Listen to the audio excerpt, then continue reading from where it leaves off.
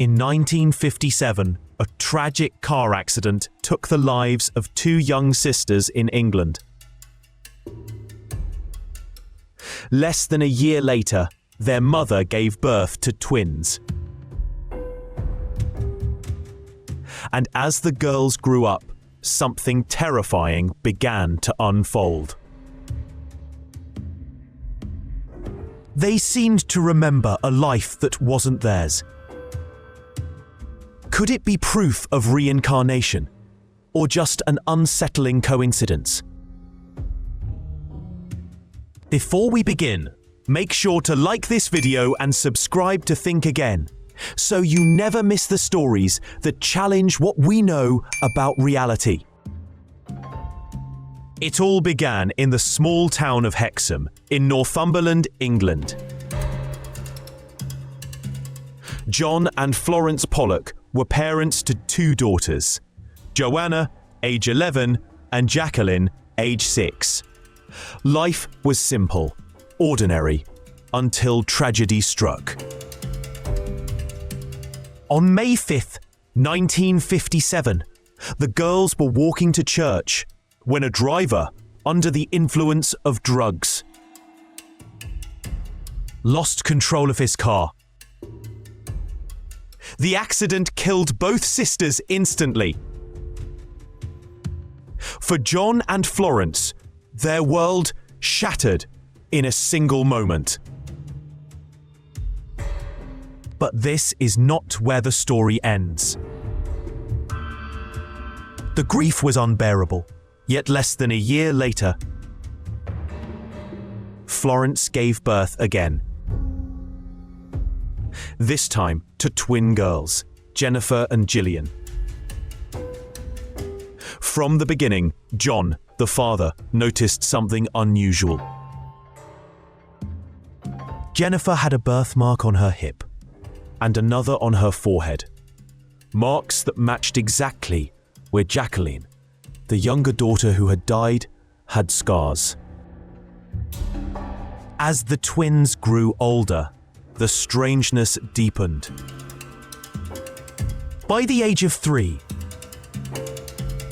the girls began asking for toys that had once belonged to their deceased sisters, toys they had never seen before. When they were given the toys, they instantly knew which belonged to Joanna and which belonged to Jacqueline. It didn't stop there.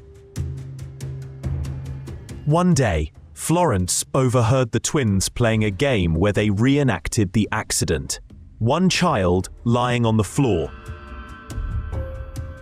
pretending to be bleeding, while the other cried out in panic. How could they possibly know this? The family then moved back to Hexham, the town where Joanna and Jacqueline had lived. To the astonishment of their parents, the twins began recognizing landmarks, places they had never seen before in their new lives. They pointed out the school their sisters had attended, the playground they had played in, even their old house. Their memories seemed too precise to dismiss. Psychologists were fascinated.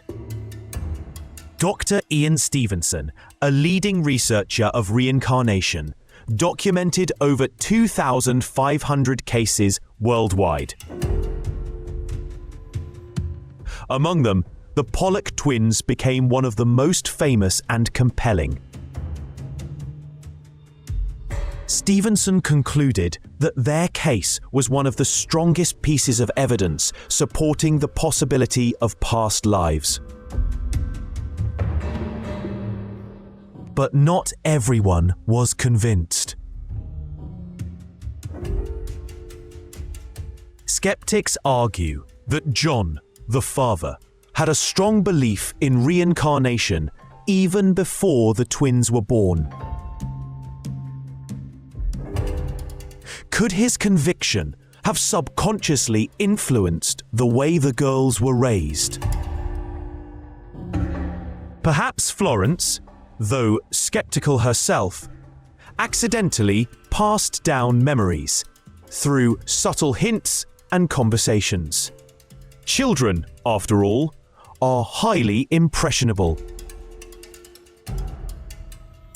Yet, others claim that the twins' knowledge was too detailed, too specific.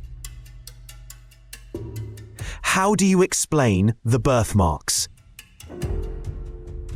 The memories of the accident, the toys, the recognition of places they had never been. As the girls grew older, these memories began to fade. By the age of 5, their talk of their previous lives diminished. They grew up, eventually living normal lives, leaving behind the haunting shadow of their childhood. But the question remains: were Gillian and Jennifer Pollock truly the reincarnations of their lost sisters? Or was it an extraordinary series of coincidences, shaped by grief, suggestion, and imagination? The case of the Pollock twins continues to divide believers and skeptics alike. To this day, it stands as one of the most chilling and mysterious examples of alleged reincarnation ever recorded. So what do you think? Were these twins proof that our souls can live more than one life? Or just a heartbreaking story that our minds shaped to cope with unbearable loss? If you enjoyed this story and want more mysteries that challenge what we know, don't forget to like, share, and subscribe to our channel. Because the truth is never as simple as it seems. And we may all need to think again.